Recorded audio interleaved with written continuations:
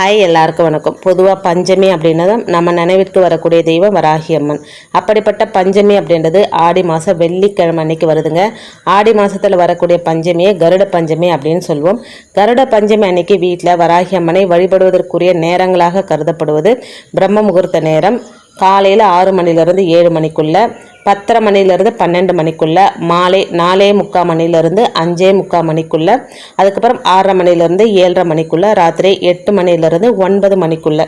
இந்த நேரங்களில் எந்த நேரம் உங்களுக்கு ஏற்ற நேரமாக இருக்குதோ அந்த நேரத்தில் வராகி அம்மனை வழிபாடு செய்யும் போது வராகி அம்மனோட அருளும் கருட பகவானோட அருளும் சேர்ந்தே நமக்கு கிடைக்குங்க. இப்படி கருட பஞ்சமி அன்னைக்கு வராகி அம்மனை நம்ம வழிபாடு செய்யும் போது திருமண தடைகள், குழந்தை பாக்கியம், கிரக தோஷங்கள், எதிரிகளால் பிரச்சனை, தொழிலில் முன்னேற்றம், வேலை கிடைக்கல அப்படின்றவங்க எல்லாருக்குமே நல்ல ஒரு தீர்வு கிடைக்கிற நாள் இந்த கருட பஞ்சமி. இது என்னைக்கு வருது அப்படின்னா நாளைக்கு வெள்ளிக்கிழமை அன்னைக்கு முழுவதும் பஞ்சமி தேதி.